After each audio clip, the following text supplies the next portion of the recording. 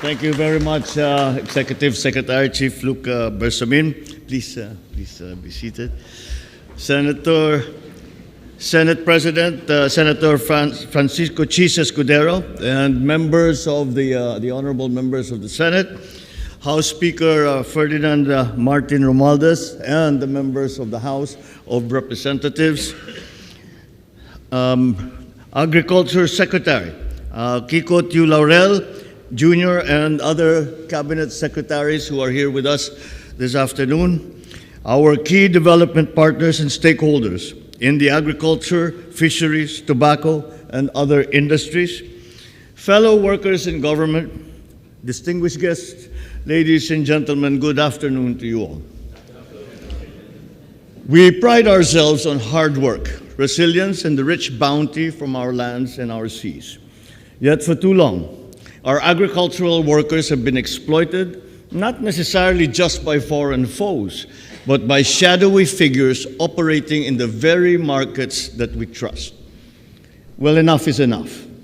Today, we come together not merely to protect, but to uplift the very hands that cultivate our fields and that fish our waters, as we embark on the pivotal journey of enacting the Anti-Agricultural Economic Sabotage Act.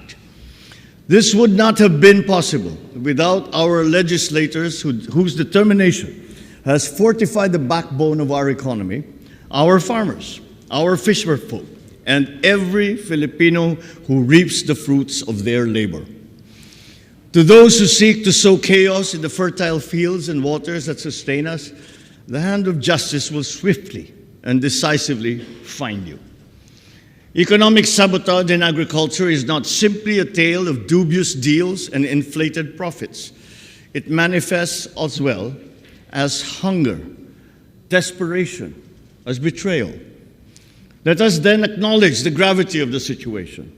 These crimes threaten not only our economy, but our national security as well. It jeopardizes the livelihood of hard-working Filipino farmers and fisherfolk, and it threatens the food sustainability of our communities. In 2023 alone, we lost over 3 billion pesos to agricultural smuggling, a staggering amount. And in less than 9 months this year, we have seized over 230 million peso worth of smuggled agricultural products. Every sack of smuggled rice, every under-the-table onion deal, every substandard meat sneaking past our quarantine checks, these are not just numbers. They represent lives, families, and futures that are being compromised. So let us not ignore the cartels, the organized crime syndicates that manipulate prices and control supplies. They have names, they have networks, and they are operating right under our noses. But today marks a turning point. The passage of the Anti-Agricultural Economic Sabotage Act will set in motion transformative outcomes. It is a proactive measure to prevent the entry of smuggled agricultural products, ensuring that the correct duties and taxes are paid while imposing higher penalties on violators. This law shapes a stronger, more resilient agricultural sector that defends both our farmers and our consumers. It also safeguards the public health by preventing the consumption or industrial processing of agricultural products that lack the necessary sanitary and phytosanitary permits. It ensures that what ends up on the tables of every Filipino family are safe and of the highest quality.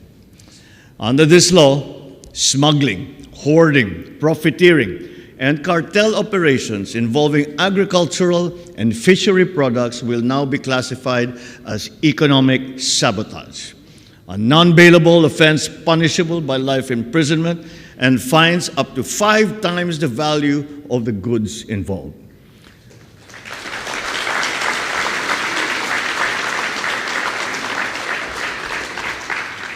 And let me be clear.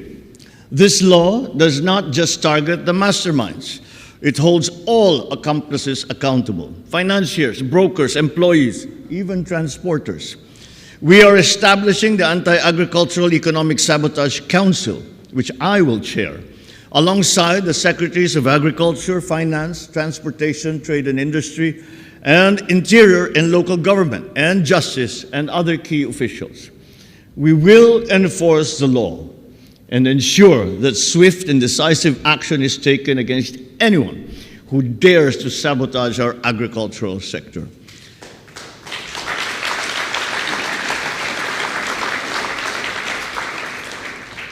Together with that, we are also creating an anti-agricultural economic sabotage enforcement group dedicated to dismantling smuggling operation and apprehending offenders.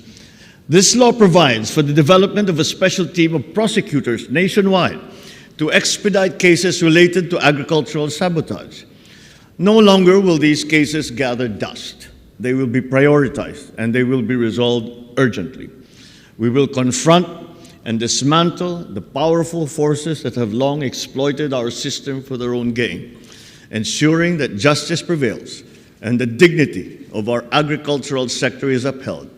No more backdoors, no more shortcuts, and certainly no more turning a blind eye in Bagong Pilipinas.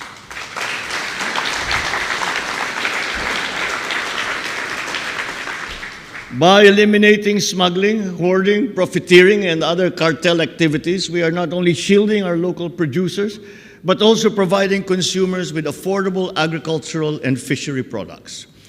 This law is not just another policy. It is your battle cry. I urge each of you to be vigilant, to report wrongdoing, and to hold accountable those who seek to undermine our nation. The food security of our country, the stability of prices, and the dignity of our farmers depends on us all. This law is clearly a clarion call to restore trust in our institutions and reinvigorate faith in our justice system. As we pave the path with integrity and dedication, let us envision a Philippines where our farmers flourish, our markets are filled with produce locally sourced. No parent has to worry about feeding their children because of spiraling food prices. Let us stand resolute in this commitment, for together we shall cultivate not only the land, but the future of our beloved nation. Maraming salamat sa inyong lahat. Mabuhay ang bagong Pilipinas. Magandang hapon po sa inyong lahat.